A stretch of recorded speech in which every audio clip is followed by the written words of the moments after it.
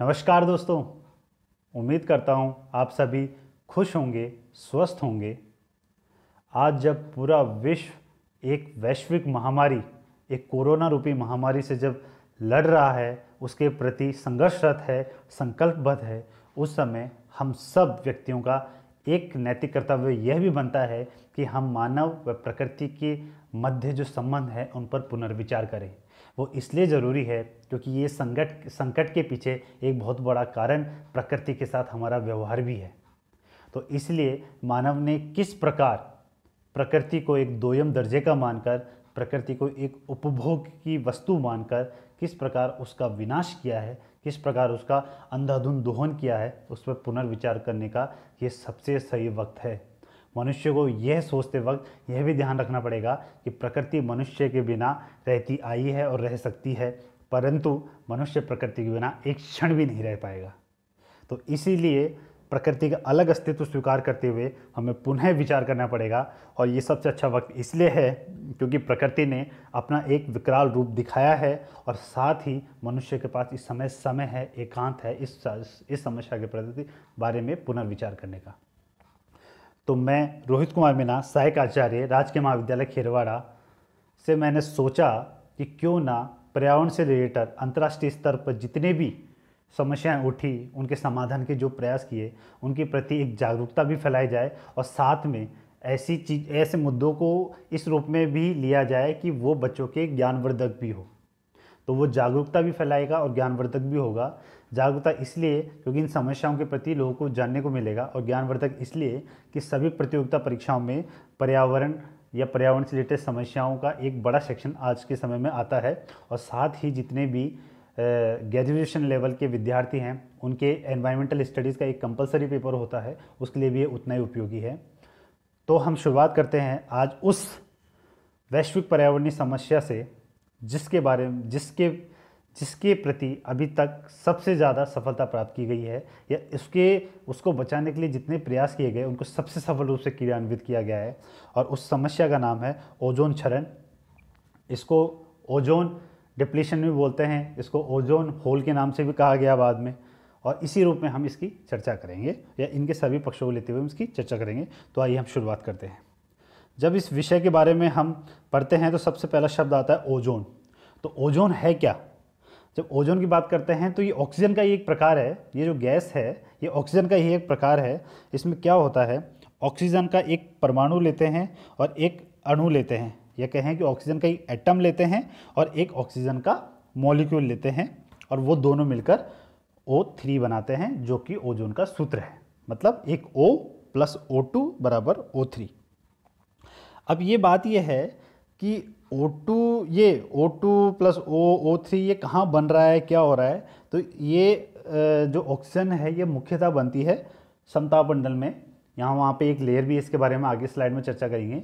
वहाँ पे होता क्या है, वहाँ पे ऑक्सीजन जो होती है उस पर जब पराबैंगनी किरणें, जिसको अल्ट्रावायलेट रेडिएशन भी बोलते हैं, वो पड़ती है तो ऑक्सीजन को 2 सिंगल ऑक्सीजन एटम से बदल देती है। ठीक है, O2 को O + O, जैसे मैंने नीचे एक इंग्लिश में इधर साइड में दिखाया, आप उसमें देख लीजिए O + O। जब सिंगल ये ऑक्सीजन एटम है ये किसी अन्य ऑक्सीजन के साथ क्रिया करता है तो ये O3 बना लेता है।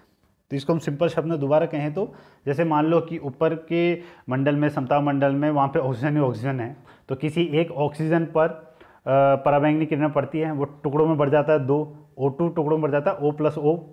तो एक ऑक्सीजन का एटम एक ऑक्सीजन के मॉलिक्यूल से मिलकर ओजोन बना लेता है। तो इस प्रकार ओजोन का निर्माण होता है। तो एक नेचुरल प्रोसेस हो गई एक तरीके से।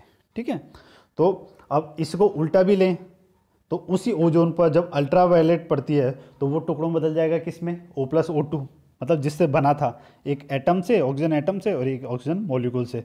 अब वो ऑक्सीजन का जो सिंगल एटम है वो किसी सिंगल एटम से मिलकर एक ऑक्सीजन मॉलिक्यूल बना लेता है, और इसी प्रकार वो सिंगल जो एटम है वो अगर किसी ऑक्सीजन मॉलिक्यूल से मिल जाए तो ओजोन दोबारा बना लेता है। तो इस प्रकार ये बनने बिगड़ने की प्रक्रिया रेगुलर चलती रहती है।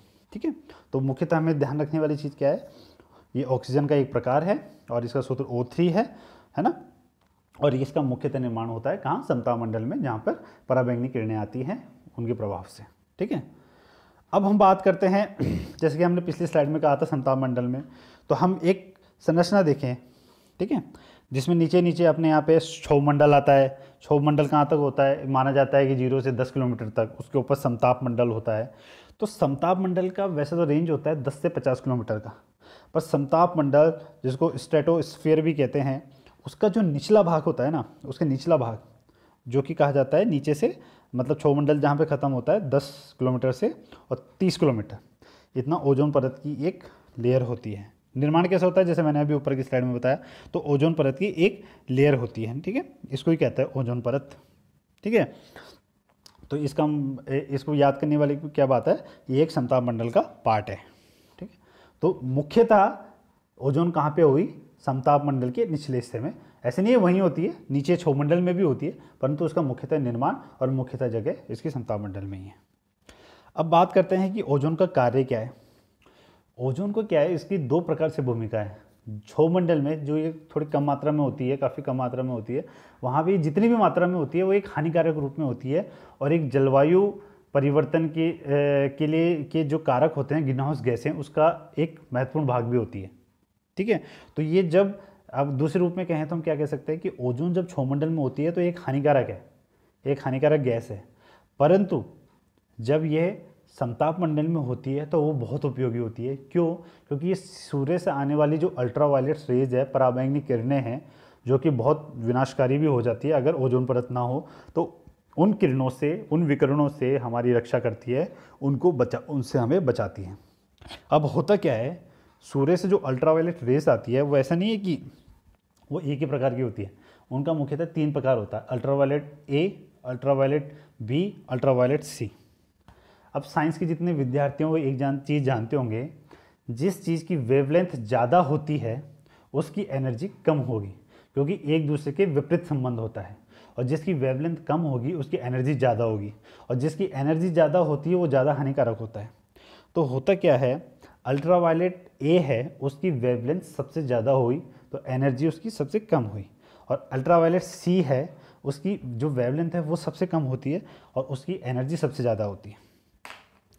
तो जो सूर्य से आने वाली जो पराबैंगनी किरणें होती हैं, मान लो कि ये तीनों प्रकार की आ रही है, अल्ट्रावायलेट ए, बी, सी, तो सबसे हानिकारक कौन हुई, जिसकी सबसे ज़्यादा एनर्जी, और एनर्जी सबसे ज़्यादा किसकी, अल्ट्रावायलेट सी। परंतु ओजोन परत या ऊपर का जो वहाँ का एटमॉस्फेयर होता है, वो अल्ट्रावायलेट जो सी है उसको धरती तक आने ही नहीं देता, तो वो उसको पूर्णतः वहीं से ही रोक लेता है ना। तो अल्ट्रावायलेट सी से हम सेफ हो जाते हैं। अल्ट्रावायलेट बी का भी अधिकांश हिस्सा वहीं पर रोक लिया जाता है, तो उससे भी हमारा बचाव हो जाता है। परंतु सूर्य से आने वाली जो किरणें हमारे पास पहुंच रही है वो अल्ट्रावायलेट ए के रूप में, अब वो सी और बी से तो कम हानिकारक है, पर है तो हानिकारक, कम हानिकारक है पर है हानिकारक। कम हानिकारक इसलिए है क्योंकि उनकी वेवलेंथ ज़्यादा है और उसकी एनर्जी कम है उनसे तुलना में, परंतु हानिकारक है। अब क्या हुआ कि अगर, अब जैसे मैंने तीनों की बात की, अगर ये ओजोन की परत ना हो तो जो अल्ट्रावायलेट रेज है, इसकी जिन मात्राओं को ऊपर ओजोन परत रोक लेती है वो मात्राओं को रोक नहीं पाएगी, वो सीधे धरती पर आएगी, और धरती का तापमान या कितना बढ़ जाएगा, या तापमान पे ना बोले तो मनुष्य के शरीर पर, पौधों पर ये जब ये किरणें पड़ती हैं तो ये कितनी हानिकारक होती है इसका अंदाज़ा आप नहीं लगा सकते। स्किन में कैंसर तक पैदा कर देती है, पौधों के प्रकाश संश्लेषण को रोक देती है, इसके बारे में आगे चर्चा करेंगे। परंतु ये कितनी बड़ी भूमिका निभा सकती है, आप देखो, एक परत जो कि सूर्य से आने वाली सारी अल्ट्रावायलेट किरणों से हमारा किस प्रकार से संरक्षण रहती है, तो इस रूप में ये बहुत उपयोगी है ना। तो ओजोन परत का या ओजोन का ये सबसे महत्वपूर्ण कार्य है। अब हम बात करते हैं कि इस परत का क्षरण क्यों हो रहा था, क्योंकि एक समस्या आई कि पहले तो इसको देखा नहीं गया कि ओजोन परत का क्षरण हो रहा है और अल्ट्रावायलेट किरणों की मात्रा बढ़ रही है यहाँ पे आने की। अब सवाल पैदा हुआ कि इसका क्षरण हो क्यों रहा था। तो जब इसकी खोज की गई तो पता लगा कि इंसान के द्वारा कुछ ऐसे कंपाउंड्स, ऑर्गेनो हेलोजन कंपाउंड्स, या हम कहें कि कुछ ऐसी गैसों का प्रयोग किया जा रहा है जो कि ओजोन परत का विनाश करती है। और उन ओजोन परत का विनाश करने वाली गैसों का क्या नाम था, एक क्लोरोफ्लोरोकार्बन, जिसको हम अपना जो एसी होता है, एयर कंडीशनर वगैरह होते हैं, फ्रिज वगैरह होते हैं, रेफ्रिजरेटर होते हैं, फोम होते हैं, रंग, प्लास्टिक, इन चीज़ों में इस्तेमाल करते हैं, इनमें प्रयोग करते हैं।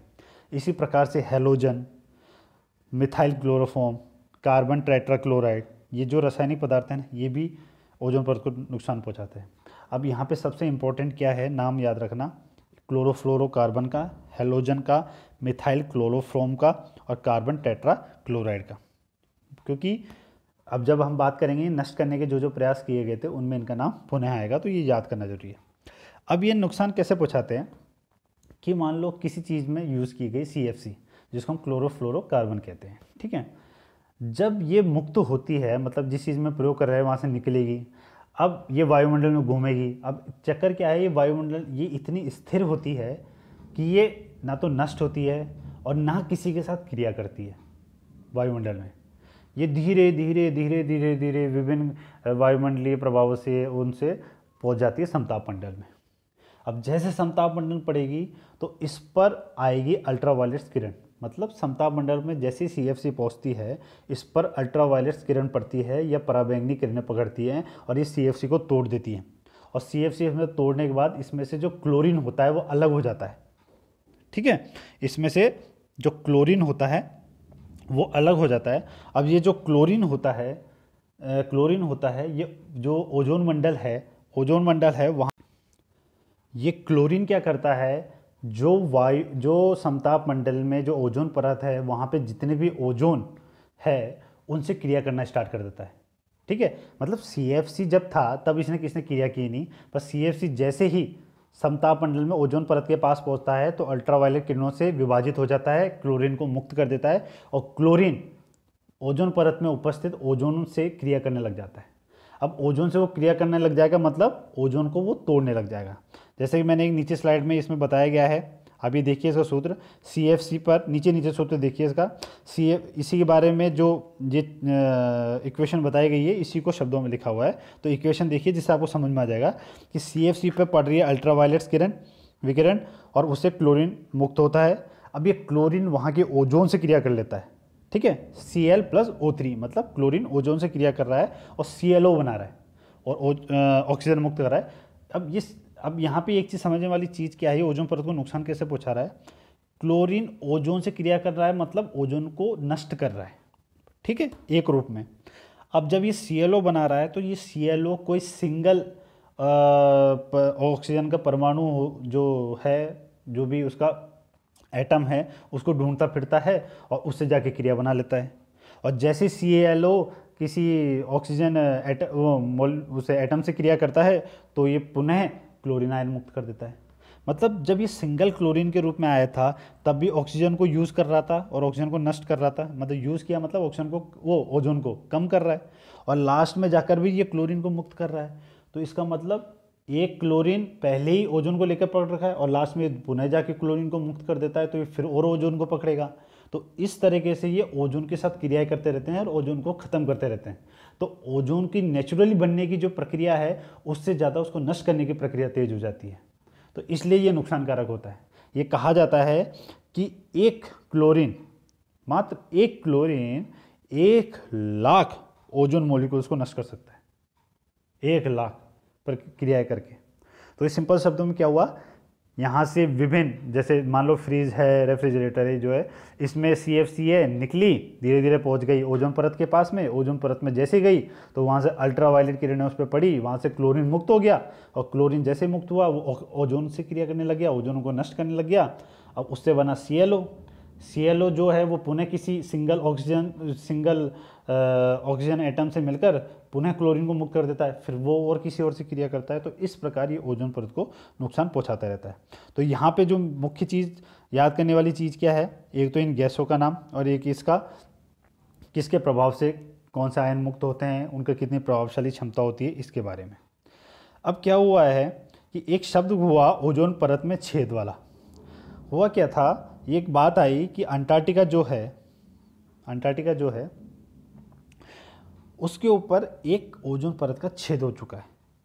इस चीज़ की सबसे पहले खोज किसने की, 1985 में एक Joe Farman, Brian Gardiner, Jonathan Shanklin नाम के व्यक्ति है, जिन्होंने एक पेपर पब्लिश किया।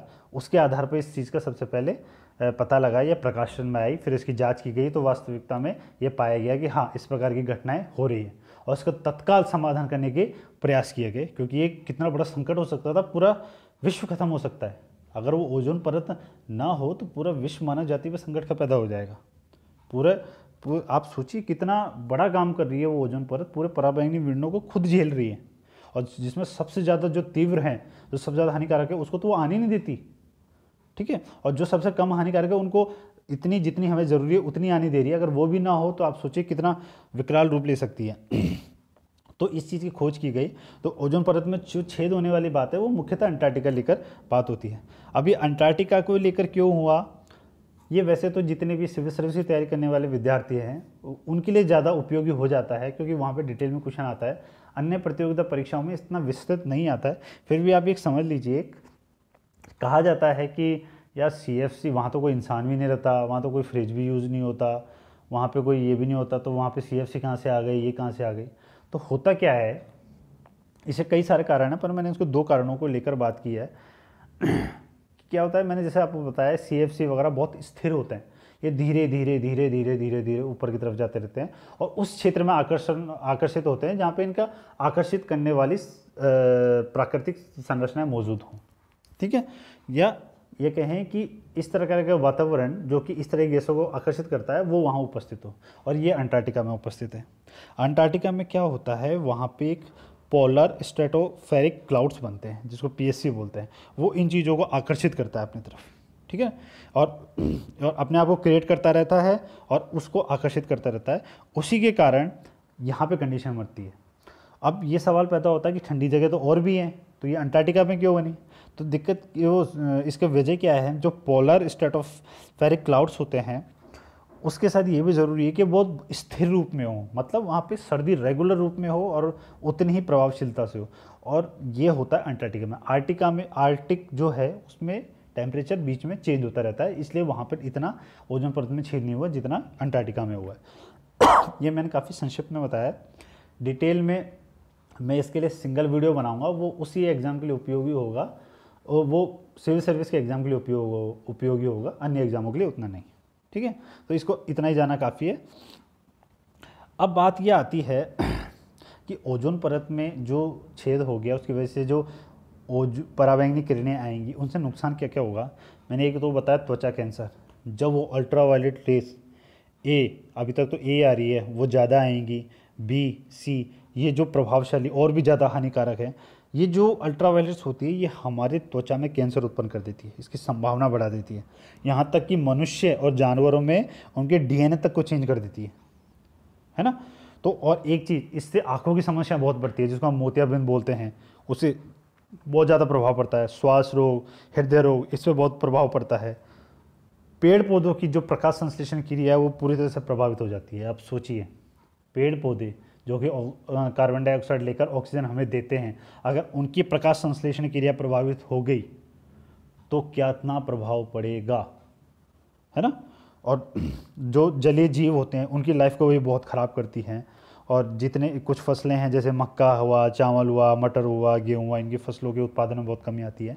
परंतु जितने भी ओजोन परत के प्रभाव या प्रदूषण को लेकर कि कितना प्रभाव हो सकता है, किसके प्रभाव हो सकता है, मुख्यतः 3 चीज़ों को लेकर भी बात की जाती है। एक तो इंसानों की जो त्वचा का कैंसर होता है, स्किन के ऊपर जो कैंसर होता है उस पर प्रभाव को लेकर, एक प्लांट्स पर क्या प्रभाव पड़ता है, उनकी लाइफ साइकिल पर क्या प्रभाव पड़ता है, और एक जो समुद्री जीवन होता है उनके ऊपर क्या प्रभाव पड़ता है, इनको लेकर ही विशेषता इसकी चर्चा होती है।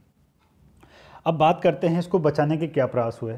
तो अब तक जितने भी अंतर्राष्ट्रीय स्तर पर समझौते हुए हैं किसी भी पर्यावरणीय समस्या को बचाने के लिए, उसमें सबसे त्वरित और सबसे सफल प्रयास इसी में हुए हैं, ओजोन को लेकर। हुआ क्या था, जब इस समस्या के बारे में या स्पेशली ओजोन छेद जो अंटार्कटिका के बारे में पता लगा तो सबसे पहले बैठक बुलाई गई, वियना बैठक, ठीक है ना, 1985 में। 1981 में भी एक चर्चा हुई थी, 1985 में इसकी आधिकारिक रूप से बैठक होती है, वहाँ पे बातचीत की जाती है समस्या के बारे में, क्या है, इससे कैसे लड़े जाने का आगे हमें प्रयास करना चाहिए, और आगे जो हम सम्मेलन करने वाले हैं उसकी रूपरेखा कैसे होनी चाहिए, इन सब के बारे में कि उस पर कैसे निगरानी करें, एक दूसरे के पास जो इन्फॉर्मेशन है उसको कैसे बांटें, इन पर बात हुई। तो हमें वियना सम्मेलन के बारे में इतना डिटेल के बारे में बात करने की ज़रूरत नहीं है, क्योंकि इसमें केवल एक मौखिक वार्ता हुई थी, कोई डिसीजन नहीं लेके गए थे रेलिवेंट। अब बात होती है मॉन्ट्रियल प्रोटोकॉल। मॉन्ट्रियल जो कनाडा में है, वहाँ पे एक समझौता होता है 1987 में, जो कि सबसे महत्वपूर्ण समझौतों में गिना जाता है ना। ये आज तक विश्व का सबसे सफल प्रोटोकॉल माना गया है और इस प्रोटोकॉल पे विश्व के 197 देशों ने हस्ताक्षर किए हैं। एक्चुअली क्या है, ये जब सम्मेलन हो रहा था तो स्टार्टिंग में इसमें केवल विकसित देश थे, विकासशील देश नहीं थे। विकासशील देशों ने बाद में भागीदारी की थी, या उनके ऊपर जो टारगेट निर्धारित किए गए थे वो बाद में निर्धारित किए गए थे, तो तभी से उनकी भागीदारी भी मानी गई। इसमें मुख्यतः क्या था, जो ओडीएस बोलते हैं, ओजोन डिप्लीटिंग सब्सटेंस, मतलब ओजोन को नष्ट करने वाले जो जितने भी कारक हैं या जितने भी गैसें हैं, उनके उत्पादन और प्रयोग को रोकना है या ख़त्म करना है। अब इसमें निर्धारण किया गया, इनको दो रूपों में करना पड़ेगा। दो स्टेज ली गई। एक स्टेज में क्या हुआ, जैसे कि हमने पहले गैसों की बात की थी, चार मुख्यतः CFC, हेलोजन, कार्बन टेट्राक्लोराइड और मिथाइल क्लोरोफॉर्म, चार की बात हुई थी। इनको पहले स्टेज में ख़त्म करना है और उसका लक्ष्य क्या किया गया कि विकसित देशों को सन 2000 तक ख़त्म करना है और विकासशील देशों को सन 2010 तक ख़त्म करना है। भारत ने इसके अधिकतर प्रावधानों को 2008 तक लागू कर दिया था। ठीक है, अब क्या हुआ, जब ये फेज़ पूरा हो जाए तो उसके बाद HCFC, हाइड्रोक्लोरोफ्लोरोकार्बन, उसको नष्ट करना है। अब ये सवाल आता है कि HCFC क्या है। हुआ क्या था, जब CFC का अल्टरनेटिव ढूंढा गया कि CFC नहीं है तो CFC जगह क्या यूज़ किया जाए, तो खोज हुई इसकी HCFC की, हाइड्रोक्लोरोफ्लोरोकार्बन। ये भी हानिकारक था, परंतु CFC से काफ़ी कम हानिकारक था। जब तक कि कोई एक स्थायी समाधान ना निकाला जाए तब तक कहा गया कि CFC जगह HCFC को यूज़ किया जाए। जब CFC को पूरी तरह से ख़त्म कर देंगे तब HCFC को भी धीरे धीरे ख़त्म करने के प्रयास चालू किए जाएंगे। ठीक है, अब उसके बाद एक समस्या क्या आ गई, HCFC तो ठीक था, HCFC तक ठीक था, परंतु HCFC को बनाते टाइम उसका एक बाई प्रोडक्ट बनता है जिसको बोलते हैं HFC, हाइड्रोफ्लोरोकार्बन्स। अब ये HFC जो है ये ओजोन को तो ख़त्म नहीं करता या ओजोन को तो नुकसान नहीं पहुंचाता, परंतु ग्रीन हाउस प्रभाव, जिसको हम अगले वीडियोज़ में सुनेंगे क्या होता है ग्रीन हाउस प्रभाव, तो ग्रीन हाउस प्रभाव को बढ़ाने में या जलवायु परिवर्तन की समस्याओं को बढ़ाने में उसका योगदान है। कहने का मतलब यह है कि HFC को बनाते टाइम जो बाई प्रोडक्ट बनता है HFC, वो ओजोन को तो नुकसान नहीं पहुंचाता, ओजोन परत को नुकसान नहीं पहुंचाता, परंतु वह नुकसान पहुंचाता है किसको, जलवायु परिवर्तन में भूमिका निभाता है और ग्रीन हाउस गैसों के प्रभाव में वृद्धि करने में भूमिका निभाता है। ठीक है, तो अब हुआ क्या था, विश्व के स्तर पर जलवायु परिवर्तन या ग्रीन हाउस गैसों को कम करने के लिए जितने भी सम्मेलन हो रहे थे वो वैश्विक रूप से लागू नहीं हो पा रहे थे, बहुत सारे राजनीतिक कारणों की वजह से। परंतु ओजोन परत वाले तो, ओजोन परत से रिलेटेड समाधान जो प्रयास किए गए वो तो जल्दी से लागू हो गए। तो जो विकसित देश थे ना, वो बार बार कोशिश कर रहे थे कि HFC जो है उसको भी इस ओजोन परत की जो समिटें होती है ना उनमें शामिल कर लिया जाए, ना कि जलवायु परिवर्तन वाले में, क्योंकि जलवायु परिवर्तन की वजह से वो लागू नहीं हो पा रहे थे। और विकसित देशों का एक आरोप था कि भारत और चाइना जैसे जो विकासशील देश हैं वो जानबूझ के HFC का प्रोडक्शन करते हैं ताकि HFC उसकी जगह बन सके। अब जब HFC बनता है तो HFC को नष्ट करने के लिए विकसित देशों के द्वारा बहुत सारा पैसा दिया जाता है। तो उनका आरोप था कि इस पैसों को कमाने के लिए, कि हमसे वो पैसा प्राप्त करने के लिए जानबूझकर HCFC का प्रोडक्शन करते हैं ताकि HFC बने और उसको नष्ट करने के लिए हमें पैसा देना पड़े। तो इसलिए चाहते थे कि ओजोन की समिटों में इसको शामिल कर लिया जाए और जल्दी से इस पर रोक लगा दी जाए, क्योंकि ओजोन की समिटों में जो जो शामिल किया गया तो उन पर जल्दी जल्दी रोक लग जाती थी, परंतु कल क्लाइमेट चेंज वाली है जो राजनीतिक स्तर पर फंस जाती थी, तो वो सफलता मिल नहीं पा रही थी, क्योंकि विकासशील देश तो नहीं चाहते थे, वो विरोध करते थे। तो अंत में जाकर 2016 में एक बड़ा समझौता होता है, किगाली एग्रीमेंट। उसमें HFC को, ये ओजोन परत को नष्ट करने वाली गैसों या ओजोन परत को बचाने के लिए जितने प्रयास किए जाते हैं उन समिटों में शामिल कर लिया जाता है। और ये 2016 में एग्रीमेंट होता है, किगाली एग्रीमेंट, उसमें किया जाता है। और इसमें एक लक्ष्य किया जाता है कि 2045 तक 80 से 85% तक इसके उत्पादन और उपयोग को रोक दिया जाएगा। ठीक है, तो इस तरीके से वैश्विक स्तर पर ये समिट्स हुई। तो अंत में, जैसे कि कल पृथ्वी दिवस था 22 अप्रैल, मैं चाह रहा था ये वीडियो कल बना जाए, परंतु कई कारणों से ये नहीं बना पाया। लास्ट में मैंने एक चित्र लगाया है अपना गांधी जी का।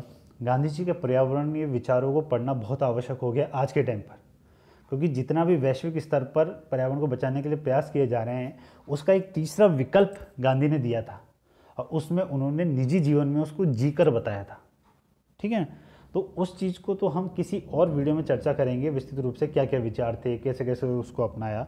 परंतु उनकी एक लाइन जो कि बहुत इंपॉर्टेंट है, जो कि मैंने स्टार्टिंग वीडियो जो किया था कि मानव प्रकृति का संबंध किस प्रकार हो, उसके लिए कहा गया था कि पृथ्वी में प्रत्येक व्यक्ति की आवश्यकताओं को पूर्ति करने की क्षमता है, परंतु किसी भी एक भी व्यक्ति के लालच को पूरी करने की नहीं। उनका कहना था अगर कोई भी एक व्यक्ति लालच करता है या अपनी ज़रूरत से ज़्यादा उसका इकट्ठा करता है किसी भी संसाधन का, किसी भी प्रकृति के संसाधन का, तो वो किसी न किसी व्यक्ति और व्यक्ति को हानि पहुंचा रहा है या उसके हक का खा रहा है या उसका हक का मान रहा है, और इस प्रकार से पूरी अव्यवस्था फैल जाती है। और ये आज के टाइम पर सही सिद्ध हो रहा है। हमें इस चीज़ को सोचने की बहुत ज़्यादा आवश्यकता है। अगले वीडियो में हम एक नए पर्यावरणीय मुद्दे को लेकर आएंगे और उसके समाधान क्या क्या प्रयास किए गए हैं उसके बारे में चर्चा करेंगे। तब तक के लिए बहुत बहुत धन्यवाद।